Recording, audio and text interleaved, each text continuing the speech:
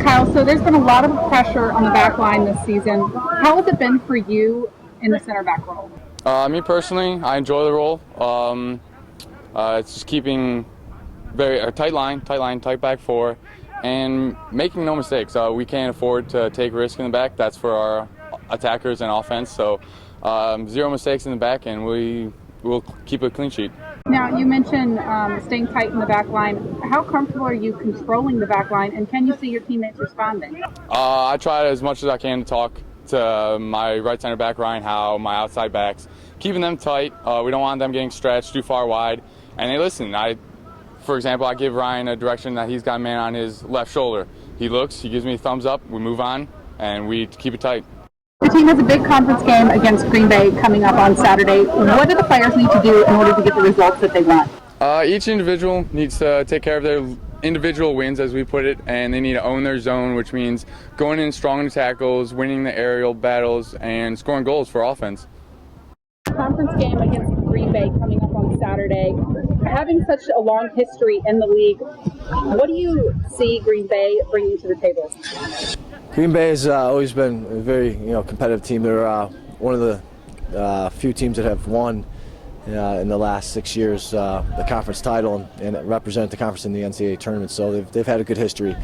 They're always a difficult opponent, usually a little bit more difficult up there. So we're glad we're going to be playing them here at home. Now the Phoenix has a first-year head coach this season. Do you anticipate a new style of play on Saturday? Yeah, we've been watching some film, and we'll watch some more film tonight. But it's a little bit. There's some little tweaks, but for the most part, a lot of similar players that we've seen in the past, and we'll be ready for on Saturday night. We've seen a lot of pressure on the back line this season, and Kyle Spoo has been one of the players that has emerged on the back line as a leader. Who else have you seen on the field emerging as a leader as well? Yeah, Kyle Spoo has played anywhere from forward to midfield. Now he's on the back line, so he continued to move further back as we continue to get young. So the reality is Kyle's back there because he is a leader, and he's one of our older players, being a junior. So the guys look up to him, and he's pretty steady.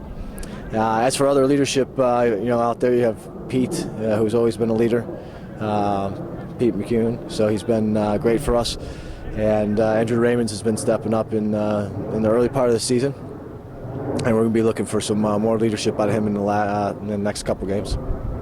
Okay, and then the goalkeeping position has been split this season between Peter McEwen and Tim Derbovolsky. Going into the game Saturday night, the keeper position seems to be up for grabs. Is experience going to play a role in the selection process? Yeah, I think experience always plays a role in selection. Experience won us the Horizon League Championship last year with having 9 seniors on the squad, knowing what to do.